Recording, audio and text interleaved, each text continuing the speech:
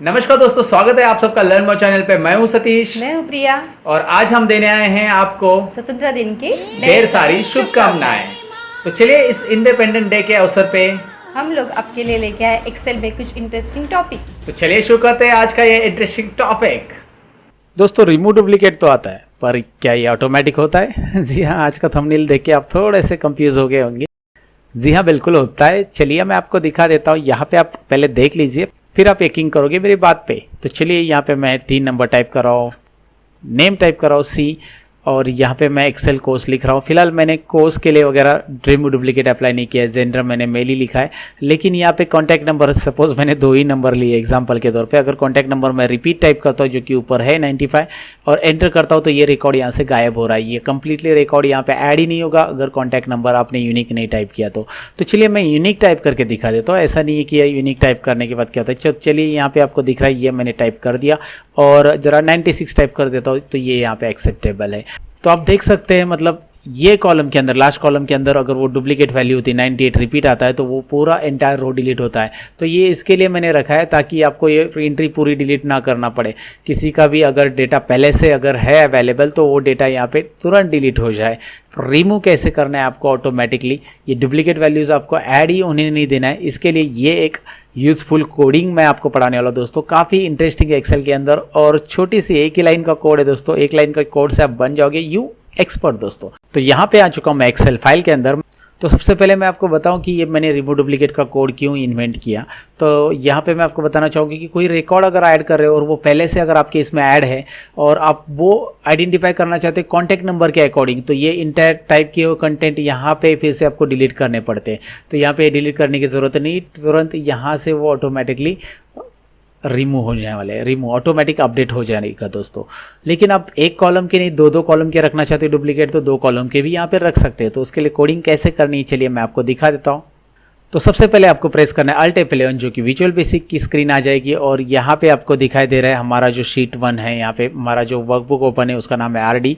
तो यहाँ पे मैं राइट क्लिक करता हूँ और राइट क्लिक करके इसको व्यू कोड करता हूँ। तो जो वर्कबुक के अंदर मुझे कोड करना है उसकी शीट में सेलेक्ट कर चुका हूँ यहाँ पे और व्यू कोड कर रहा हूँ, क्योंकि यहाँ पे मेरे 2 वर्कबुक ओपन है, बुक 1 और RD। तो मैंने RD के अंदर यहाँ पे व्यू कोड कर लिया है। व्यू कोड करने के बाद यहाँ पे मैं क्लिक करूँगा और वर्कशीट सेलेक्ट करूँगा और वर्कशीट क्लिक करने के बाद मुझे वर्कशीट सिलेक्शन चेंज का फंक्शन मिलेगा। लेकिन मैं सिलेक्शन चेंज का फंक्शन नहीं चाहता हूँ दोस्तों, मैं चाहता हूँ कि यहाँ पे चेंज का फंक्शन मैं ले लूँ। तो चेंज ले लिया मैंने, तो सिलेक्शन चेंज के फंक्शन की कोई ज़रूरत नहीं, तो इसे हम डिलीट कर देंगे। सिंपल सी बात है, यहाँ पे उसे डिलीट कर देना ज़रूरी है आपको, क्योंकि ज़रूरत नहीं है तो क्यों रखना भाई उसको।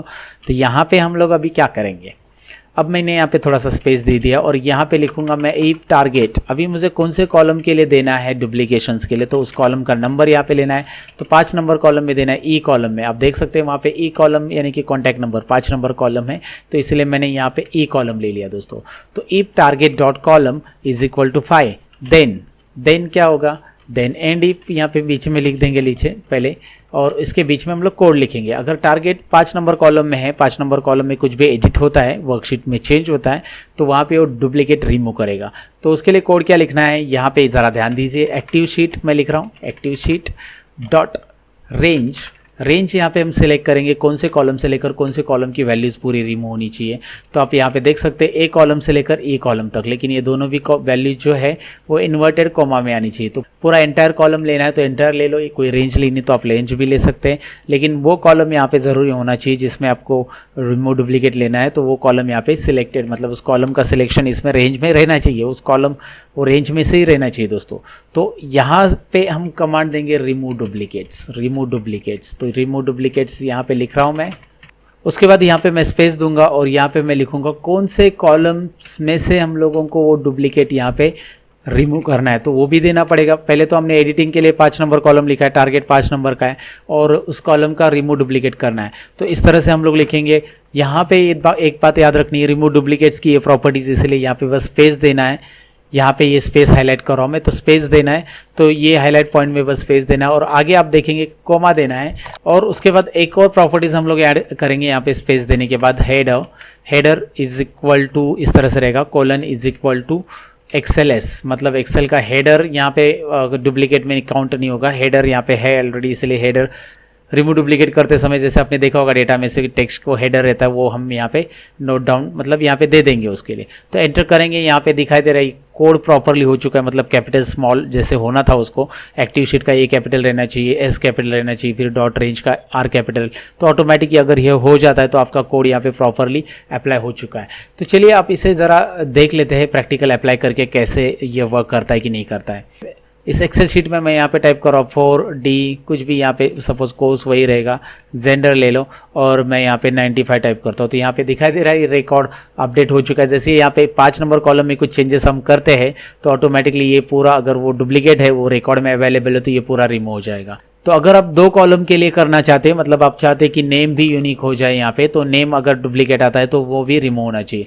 तो यहाँ पे Alt F11 करेंगे और ये कम्प्लीटली आप इसे, ये कोडिंग को दिखाई दे रहा है आपको Ctrl+C करेंगे और नीचे आपको यहाँ पे करना है इसे पेस्ट और कॉलम नंबर यहाँ पे दे सकते हैं आप जो कॉलम के लिए चाहिए कॉलम नंबर 2 देना है और उसके बाद यहाँ पे आप देख सकते हैं इसको भी 2 देना है। तो यहाँ पे कॉलम नंबर चेंज करना है दोनों जगह पे, बस इतना ही करना है। इतना चेंजेस करने के बाद आप देख सकते हैं अभी यहाँ पे अगर सपोज 4 है और यहाँ पे बी नाम मैं दे रहा हूँ तो ये कम्प्लीटली रिमूव हो रहा है, मतलब इसमें भी डुप्लीकेट आता है कहीं पे तो ऑटोमेटिक रिमूव हो जाएगा। ए नाम लिखेंगे क्योंकि वो ऊपर ऑलरेडी अवेलेबल है। और यहाँ पे मैं आपको दिखाऊंगा अगर 4 और डी इस तरह से टाइप करते हो तो यहाँ पे एक्सेप्टेबल है, लेकिन यहाँ पे याद रखें कि इन दोनों में भी यहाँ पे डुप्लीकेट वैल्यूज़ एक्सेप्ट करने वाला नहीं है। तो ये डुप्लीकेट वैल्यू कंप्लीटली रिमूव हो जाएगा और वो भी ऑटोमेटिकली। तो कैसे करना है ये कोड आपको समझ में होगा। एक ही लाइन का कोड मैंने बोला था दोस्तों, जैसे कि मैंने वादा किया था एक ही लाइन का कोड है, तो एक ही लाइन का कोड है दरअसल।